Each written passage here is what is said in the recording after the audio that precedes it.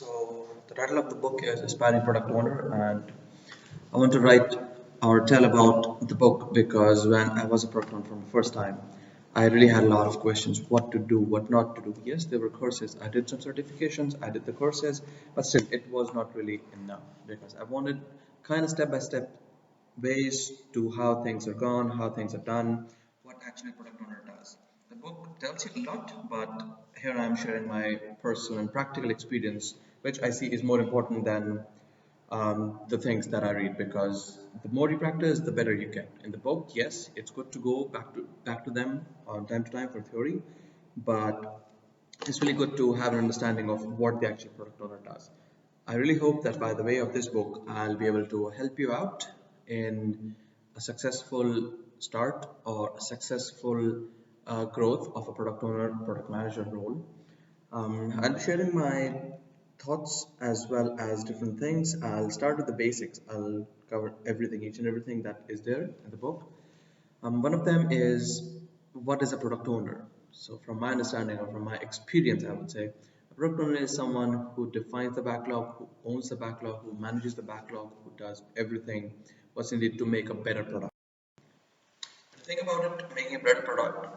It looks so easy, super easy. Like, okay, fine, you just have to manage backlog, but no, there are a lot of things involved which we'll be covering in the coming sections of the book, including what activities, what ceremonies are there, what should be my input as a product owner in those ceremonies. What are my tasks? What are my basic tasks? How do I execute those tasks? How do I get them done? How do I focus on the KPI of the product? What all things I need to see and consider before going ahead? And then later, different collaborations. I will start with the basics of how you collaborate with the developers, senior developers, Scrum Master, stakeholders, customer, etc. And also, we'll be going through in the book about the pressing topic about the communication. How do you communicate? How do you take care of the conflicts? How do you make sure that you have everything that you need? How do you collaborate with your manager to go to the next step? And how you benefit from the situation, whatever there is, and how you tackle the daily tasks. And then towards the end, we'll take care of the miscellaneous things like technical debt, technical currency. Yes, that's super important, but I think if you know most of it, then you'll be able to manage it pretty easily. But anyways, we'll be going through ABCD1111.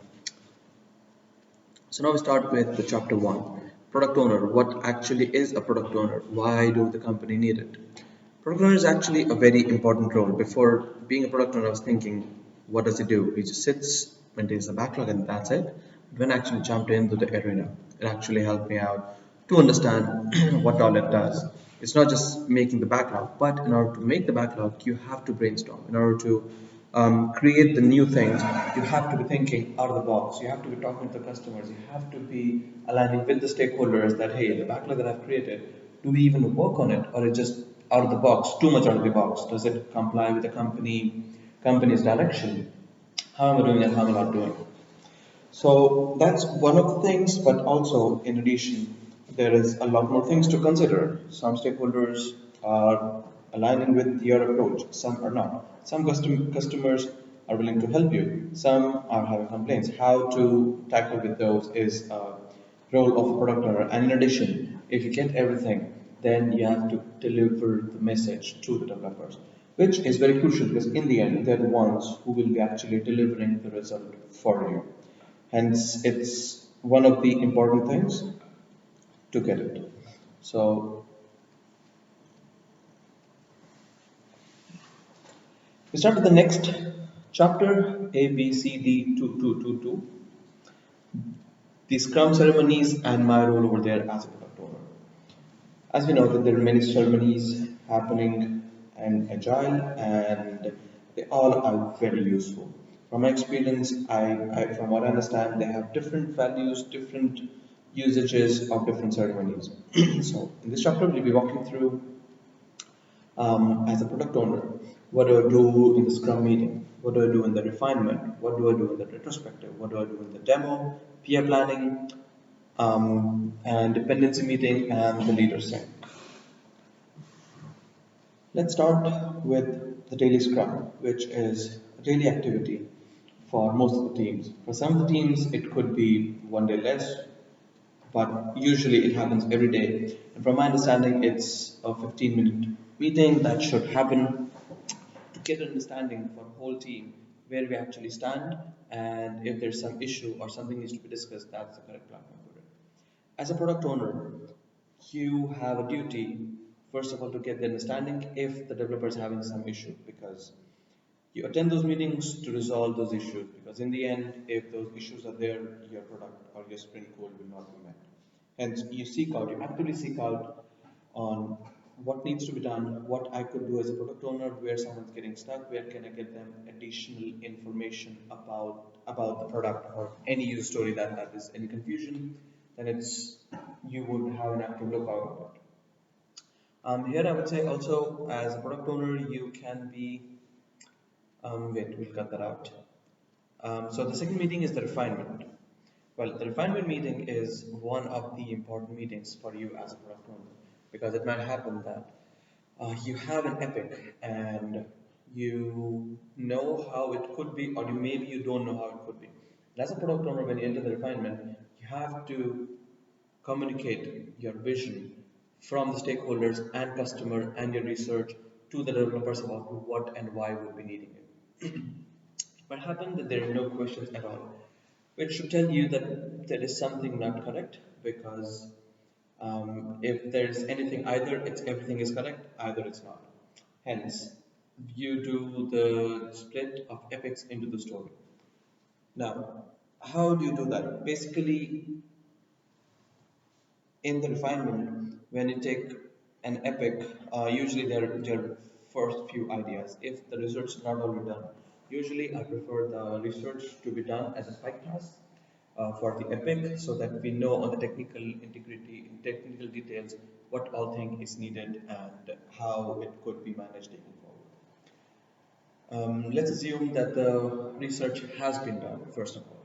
If the research has been done, that means you know basically what tasks are needed on technical level, what all things need to be done for that.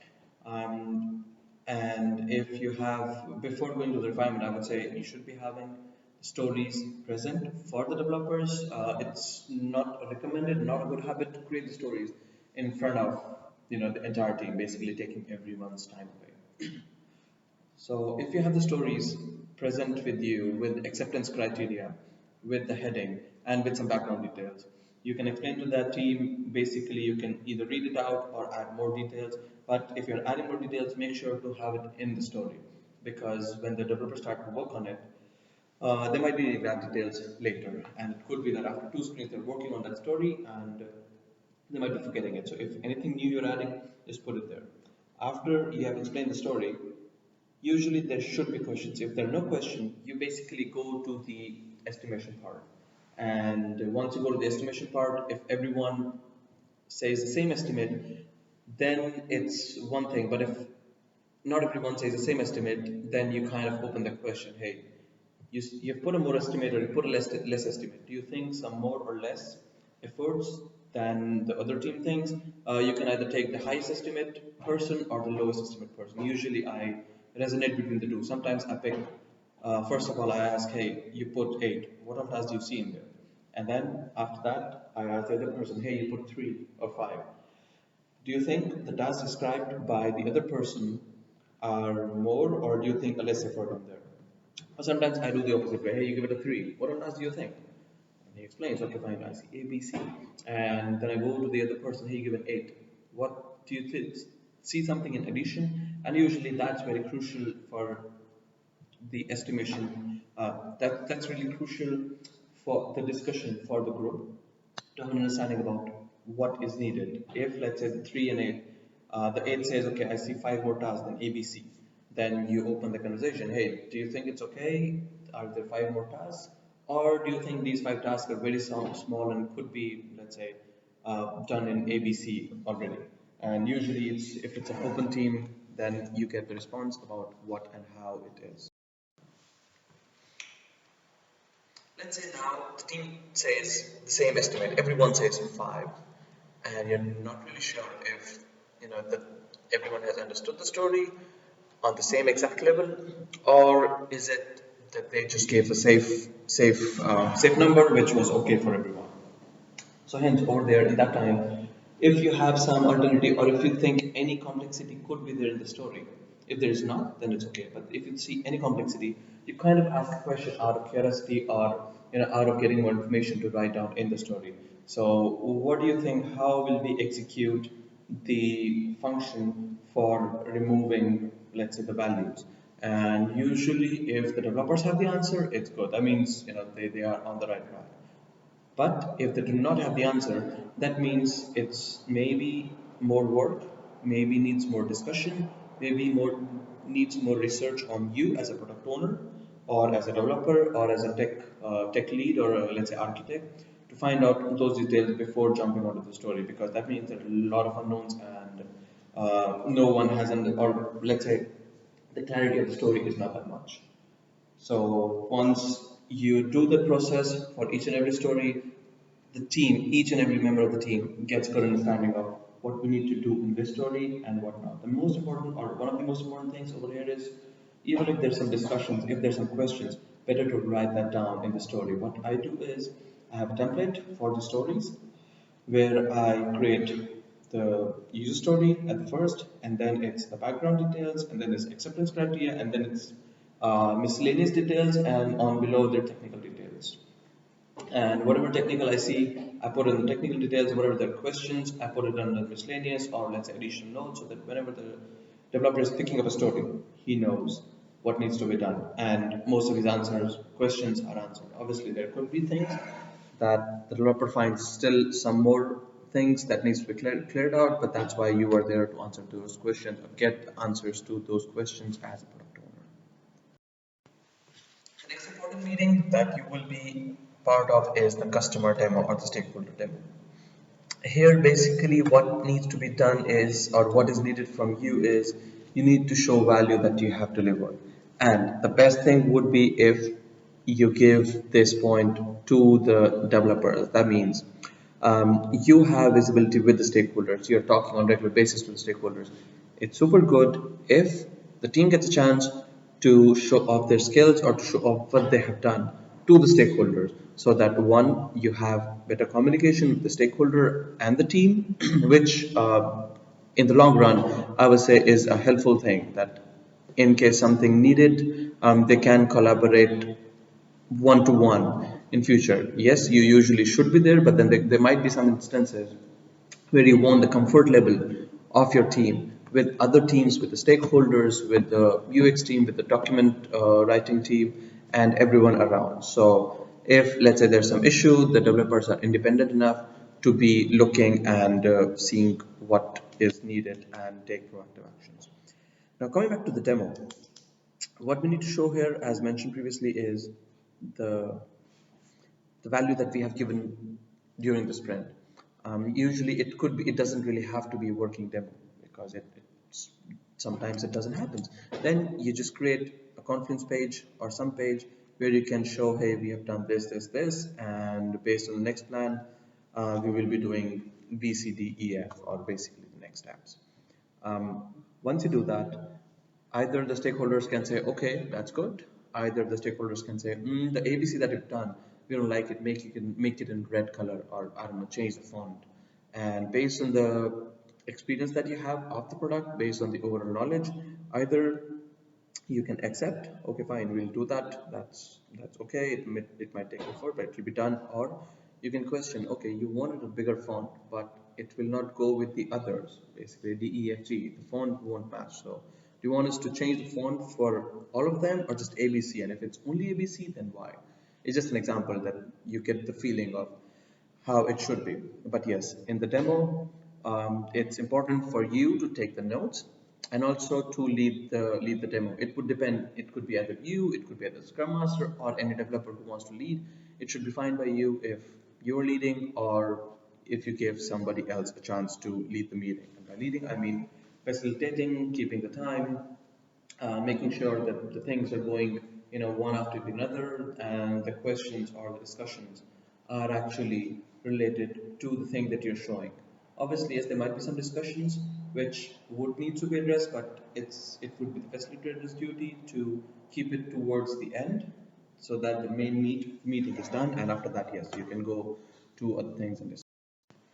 Then comes the PI planning. The PI planning, as a product owner, I would say it's one of the important or most important tasks to make sure that everything for the next quarter is set. You have most of the answers, not all of the answers because you cannot have it, but to have most of the answers, and to know if we will be able to do these many epics, 4, 5, 3, what's your number, those many epics in that particular quarter or not. Here you will have to use your analytical knowledge and some estimation to give a rough draft of yes, we'll be able to do these many, or we need to reduce the scope. But you need to have to sit and see with the team. Usually at this time during the PI planning, what should be done is you should be having the epics ready, ideally, or let's say favorably, you should be having all the stories beforehand ready for it, and estimated so that you can split it into the sprints.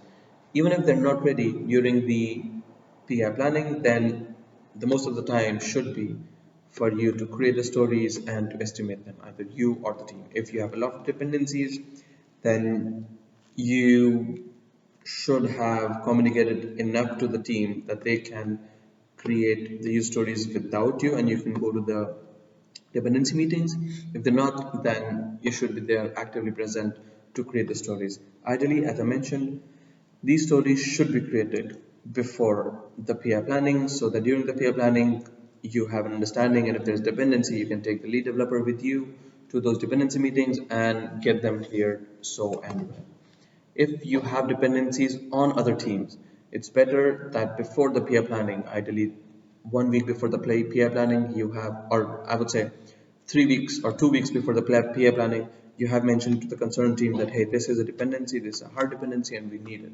And get an acceptance from them that, okay, fine, we'll be giving it to you in first sprint or the third sprint, or at least in this PI, we will be giving it to you. Also here, it's important for you during the readout to mention the risks that you have, that you see, any impedances that you see, something that needs to be done before your plan, and what might be the consequences if in case you're not able to deliver the stories or the epic. The next meeting that you usually go as a product owner is retrospective. Now, retrospective, you can say whatever feedback is coming would directly or indirectly imply to you. Hence, you should be having an active ear to understand what's happening, why the issue was there. Because everything, if you see, could either be boiled to 2 to 3 things, but one of the important things over there is backlog prioritization. That's why, as a product owner, it's an important, crucial role for you in the team. Hence, you should be more on the listening part, on the understanding part, what issues they're having, the developers and the team, and how it could be resolved. It might also happen that the issue are not directly related to product backlog, but might be related to other teams, which tells you that you can, as a product owner, manage those dependencies better. Because if those dependencies are well managed, then the other teams knows their responsibilities and they can deliver what is needed in the prescribed time.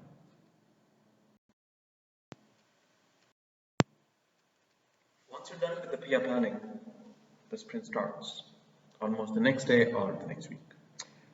And you should be having, or usually in the teams, they have the PO sync to discuss the dependencies, to discuss how's it going, and if there's any changes in the plan.